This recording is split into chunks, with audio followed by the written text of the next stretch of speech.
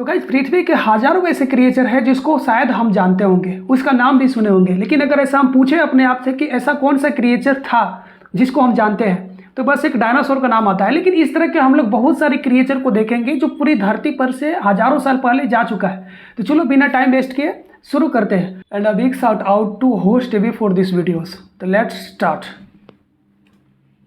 बेशक इंसानों ने बहुत सी मिथोलॉजीज को जन्म दिया है और इन मिथोलॉजीज में हमें बहुत से अजीब मिथिकल क्रिएचर्स देखने को मिलते हैं। पर क्या ये मिथिकल क्रिएचर्स सिर्फ कहानियों का ही हिस्सा हैं या फिर वाकई में एक वक्त में इस दुनिया में एग्जिस्ट किया करते थे? ये जानने के लिए वीडियो पूरी देखना।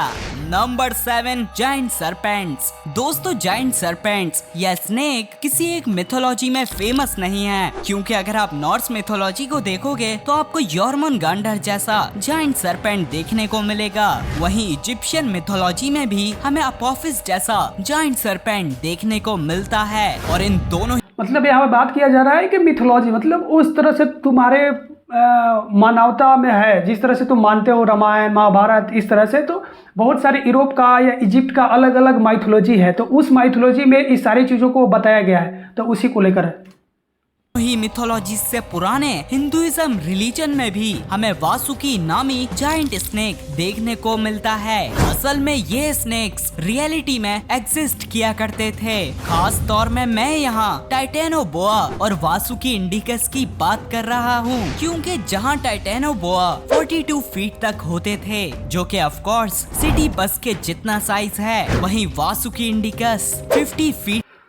वाह, देखो मतलब ये सारी जो जीव है, जो सारी क्रिएचर है, वो हमारे धरती पे पहले से थे, लेकिन अभी के समय में नहीं है as per mythology.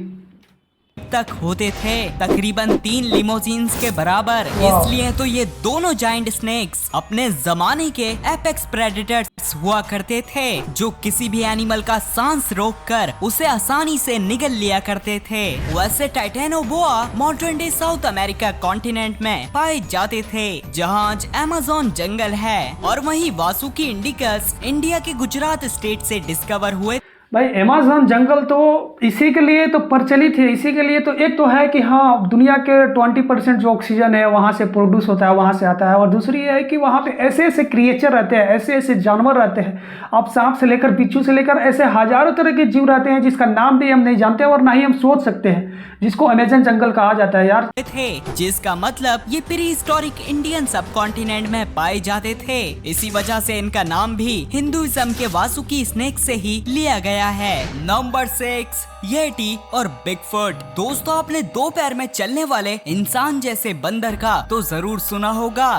Himalayan culture में इसे येटी के नाम से जाना जाता है, जो बड़े बड़े ठंडे माउंटेन्स के पास रहता है। इवन एक दफा तो 1951 में माउंट एवरेस्ट के पास इनका फुटप्रिंट भी कैप्चर किया गया था। लेकिन हाँ, बाद में पता चला ये बेयर का फुटप्रिंट था। बहरहाल इसी क्रिएचर का एक वर्जन नॉर्थ अमेरिका के नेटिव अमेरिकन के बीच में भी बहुत फेमस है, जिसे बिगफुट के नाम से जाना जाता है। येटी का नाम करें तो हमारे हिमालय में भी मतलब कि ऐसा प्रमाण मिलता है कि येटी होता है। येटी मतलब एक बहुत ही खूंखार और बहुत ही बड़ा जो जानवर होता है, जैसे भालू के समान होता है, और ये हिमालय में ही रहता है। ये पूरा मतलब बर्फीले इलाके में भी रहता है। हालांकि इसका अभी तक कोई भी प्रमाण साक्ष्य नहीं मिला है जिसको हकीकत बनाया जा सके, लेकिन ऐसा बहुत सारे मिला है और इस पे रिसर्च भी बहुत सारा हुआ है, जो दुनिया के अलग अलग साइंटिस्ट आकर वहाँ पे जो हमारे हिमालय में किया है। लेकिन अभी तक ऐसा कुछ 100% नहीं मिला है जिसको हम ये बोल सकते हैं कि एक्चुअली में येटी अभी भी है यहाँ पे। और इस क्रिएचर को भी एक बार 1967 में रिकॉर्ड किया गया था, पर काफी सोर्सेस का मानना है ये फुटेज सही नहीं है। लेकिन जो भी हो, आज से तकरीबन 3.7 मिलियन ईयर्स पहले अफ्रीका की सख्त गर्मी में ऑस्ट्रेलोपिथिकस नामी एनिमल्स घूमा करते थे, और ये बिल्कुल किसी येटी या बिगफुट जैसे दिखाई देते थे।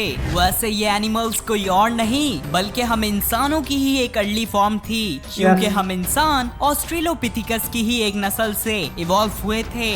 ऑस्ट्रेलोपिथिकस के दिमाग का साइज मॉडर्न डे ह्यूमंस से 3 गुना छोटा होता था, इसलिए ना इनमें बोलने की एबिलिटी थी और ना ही टूल्स बनाने की एबिलिटी। Number 5 unicorn. दोस्तों यूनिकॉर्न जैसे क्रिएचर का सबसे पहला एविडेंस कहीं और से नहीं बल्कि पाकिस्तान और इंडिया की फेमस इंडस वैली सिविलाइजेशन की सील्स से मिलता है। और काफी लोग मानते हैं ये बस एक मिथोलॉजिकल क्रिएचर हैं, लेकिन दोस्तों इनके जैसा एक एनिमल इस दुनिया में जरूर आया था, क्योंकि आज से 40,000 साल पहले आइस एज के ठंडे तरीन दौर में क्रिएचर हैं, लेकिन दोस्तों इनके जैसा एक एनिमल इस दुनिया। लेकिन यार इस मतलब देखने में तो ऐसा घोड़े की तरह ही लग रहा है, लेकिन इसमें अलग क्या है कि उसके जो सर है, सर पर से कुछ सिंग जैसा निकला हुआ है।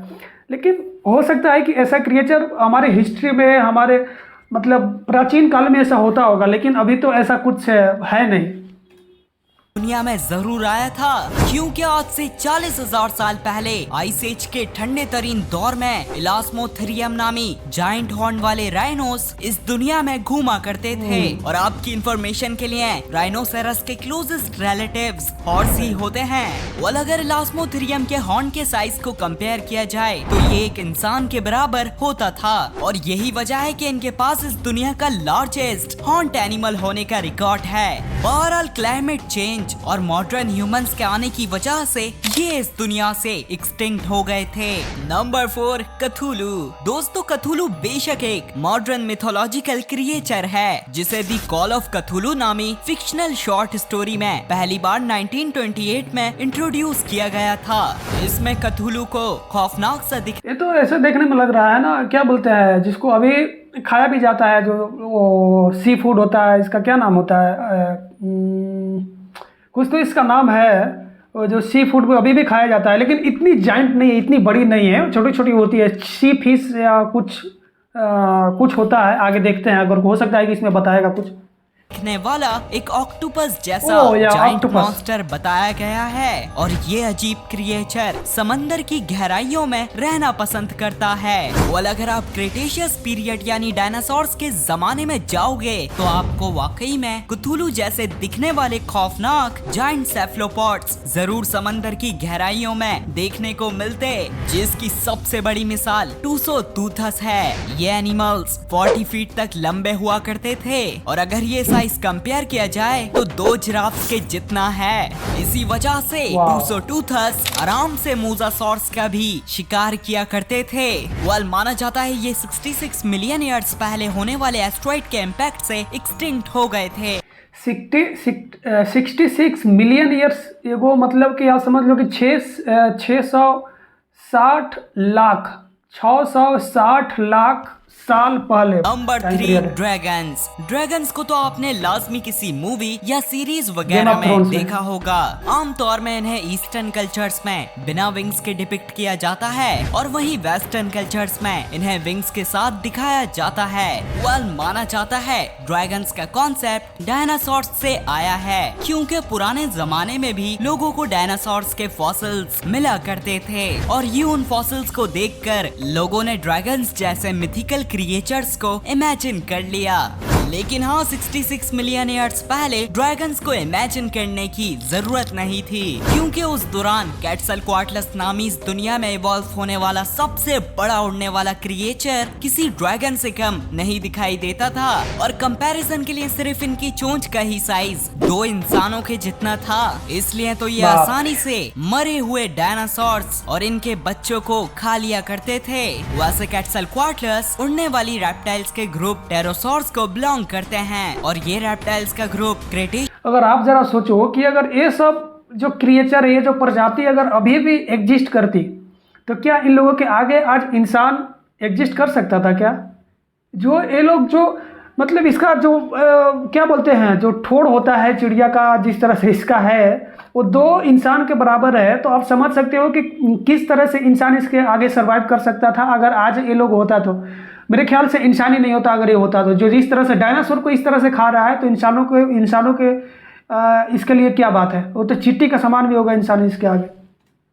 एक्सटिंक्शन में एक्सटिंक्ट हो गया था। नंबर 2, डॉर्फ्स। डॉर्फ्स को तो हम लोग सब बचपन से ही कार्टून्स और मूवीज में देखते आ रहे हैं। असल में डॉर्फ्स कोई नई चीज नहीं है, बल्कि इनका जिक्र तो 1300 साल पुरानी नॉर्स मिथोलॉजी से ही चलता आ रहा है। खैर दोस्तों, आज से 50,000 साल पहले डॉर्फ्स सिर्फ कहानियों में नहीं बल्कि वाकई में इस दुनिया में घूमा करते थे। यहाँ मैं बात कर रहा हूँ इंसानों की सबसे छोटी नस्ल होमो फ्लोरिसिएंसिस की। इनका और मॉडर्न डे ह्यूमन का साइज कंपैरिजन तो आप देख ही सकते हो, इसलिए पॉसिबल है कि इन्हें अपने टाइम में कोमोडो ड्रैगन जैसे एनिमल्स से काफी मुश्किलात का सामना करना पड़ता होगा। माना जाता है जब 1 लाख साल पहले फेमस होमो इरेक्टस इंडोनेशिया के फ्लोर्स आइलैंड में आए थे, तो ये आइलैंड डॉर्फिज्म नामी फिनोमिनन की वजह से छोटे होकर होमो फ्लोरिसिएंसिस में इवॉल्व हो गए थे। नंबर 1, लॉक नेस मॉन्स्टर। दोस्तों, तकरीबन 1500 सालों से स्कॉटलैंड के लॉक नेस नामी लेक में लोग एक मॉन्स्टर को देखने का दावा करते आ रहे हैं। लोग बताते हैं कि इस मॉन्स्टर की लंबी गर्दन है और ये किसी डायनासोर की तरह दिखाई देता है। काफी रिसर्च करने के बाद आज तक ऐसा कोई जिंदा मॉन्स्टर तो डिस्कवर नहीं हुआ है और एक्सपर्ट्स का मानना।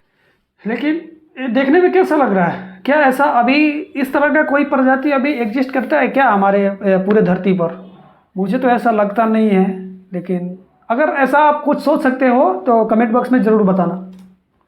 ये सिर्फ एक मिथिकल क्रिएचर ही है, लेकिन अजीब बात है, आज से 66 मिलियन ईयर्स पहले इस मॉन्स्टर जैसा क्या, बल्कि ये मॉन्स्टर रियलिटी में समंदरों में घूमा करता था, जिसे हम प्लीसियोसॉर्स के नाम से जानते हैं। माना जाता है ये साइज में 3 SUV कार्स के बराबर। इसी के लिए अभी है क्या कि इस तरह से क्रिएचर हमारे पूरे समुद्र के अंदर है, जिसके कारण अभी हम लोग देखें तो पूरे समुद्र का 5% ही हम लोग रिसर्च कर पाए हैं, तो हम 5% ही देख पाए। आज भी तक 95% जो हमारा सी है, ओशन है, ऐसे रिसर्च से पूरा बाकी है। तो हालांकि अगर रिसर्च किया जाए तो हमें लगता है कि ऐसे बहुत सारे क्रिएचर, बहुत सारे जनजाति समुद्र के अंदर मिलेंगे, जिसका इमेजिनेशन करना भी हमारे लिए दुर्लभ हो सकता है।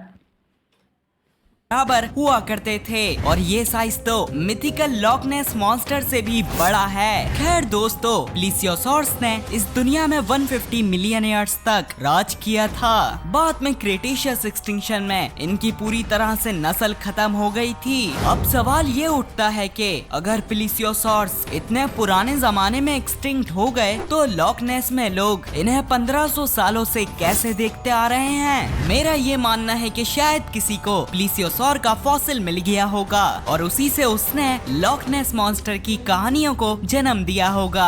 भाई साहब, अगर आपको वीडियो पसंद आई हो तो चैनल को सब्सक्राइब, वीडियो को लाइक कर लेना।